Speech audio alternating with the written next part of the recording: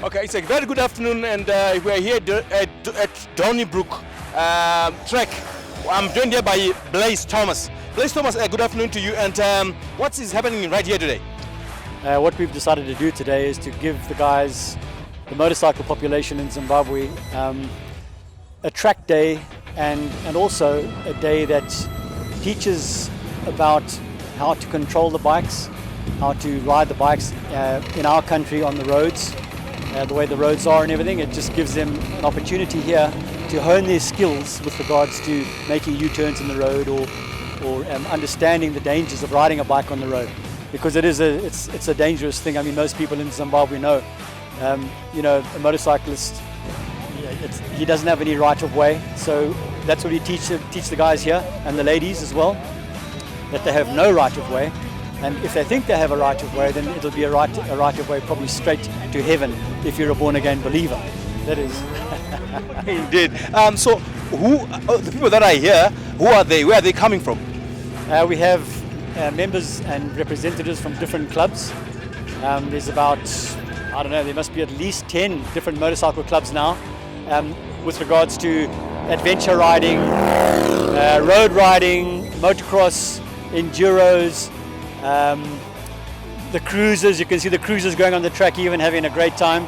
So as long as it's two wheels, that's what we do. That's who we are.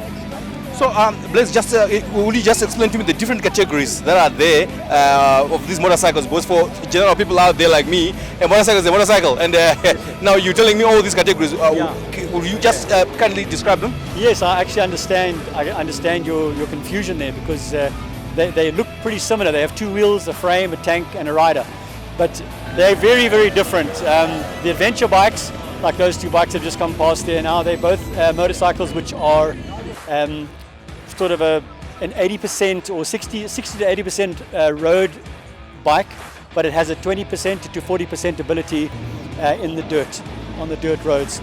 So they really are very, very, they're very adaptable bikes, adventure bikes. Then you've got the sports bikes, the big road bikes, tourers, sports tourers and that sort of thing. Those kind of bikes are more along the lines of on a motorway somewhere, you can cruise along at 240 or whatever it is that you think you can do. Well, obviously it's the road, the speed limit on the road, but normally the guys, if they're going in South Africa on those big roads there, I think those guys sort of cruise along at 160, 170. So that's for the big road bikes. But we can't do that here because of our traffic. We have so much traffic that the guys, we try to teach them to stay well within the limits. And then of course the cruiser guys, they normally travel a bit slower than the sports bikes, but the cruiser bikes and the adventure bikes are often, they ride on the road together and they keep each other company. That thing will bring you back to earth very quickly, and most of the time it's not pretty to see. So I'm just saying that's why we do this. Yeah. Okay, so but coming back to you, what's your experience? What has been your life in this motorcycle sport?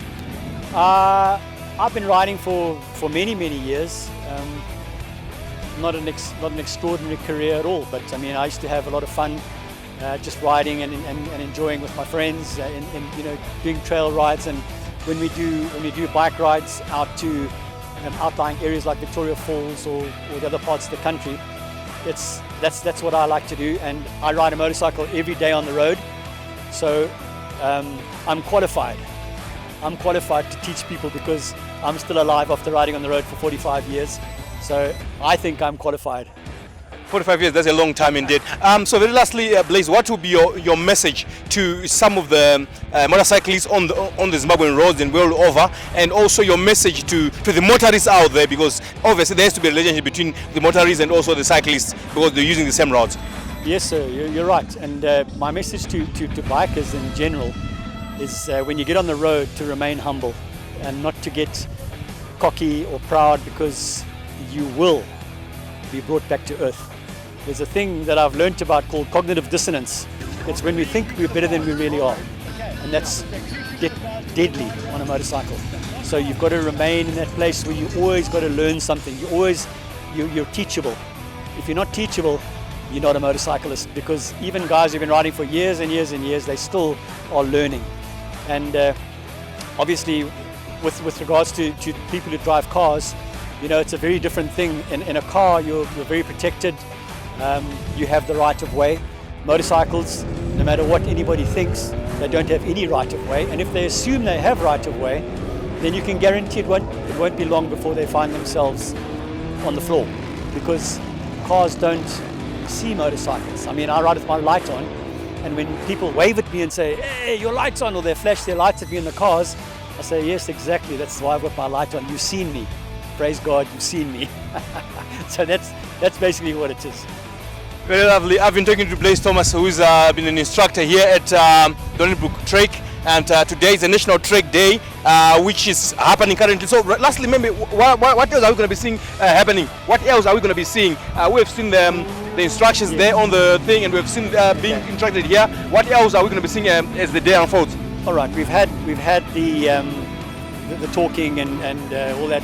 We put it now into practice by taking guys into different areas of skill sets where we push them to their limits with regards to not exceeding boundaries when you're making a turn, or being able to swing your bike through bollards without touching the bollards and without losing control.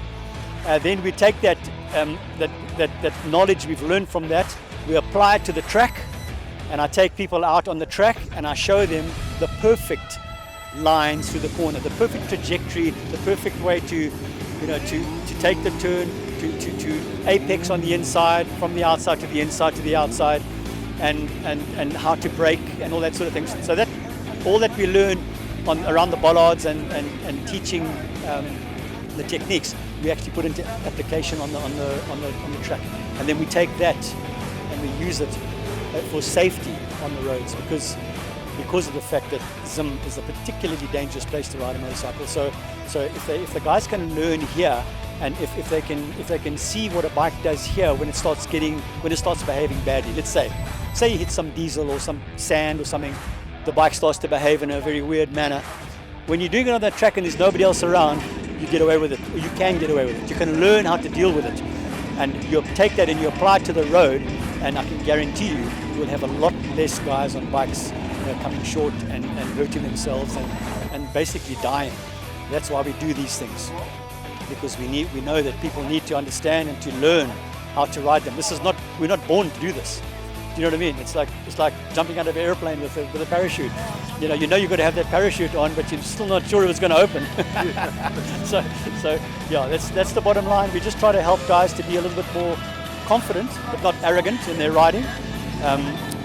To be honest with themselves and say, I'm not that good. Let me at least listen to somebody who knows, and then I can learn from there, and they develop into good riders and everything. Because we've seen what happens in Zim over the years. For the last 10 years, we've seen horrible accidents and guys dying, and that's why I like to do this. But a lot of people, we must have at least 500 bike riders in Harare alone. We've got like 40 of them here. So that tells me something. When I was speaking about the cognitive dissonance, it's portrayed in those figures to me, because I know the guys riding. I've seen them on the roads. That they're just full of bravado and I'm a biker, look at me, and it's big deal and everything, and then it all comes crashing down. You know what I mean? And then mamas and papas cry for their sons and their daughters. So that's why we're here, to try and help them. And of course, we always say a prayer before we ride, because as far as I'm concerned, today could be the last day of my life.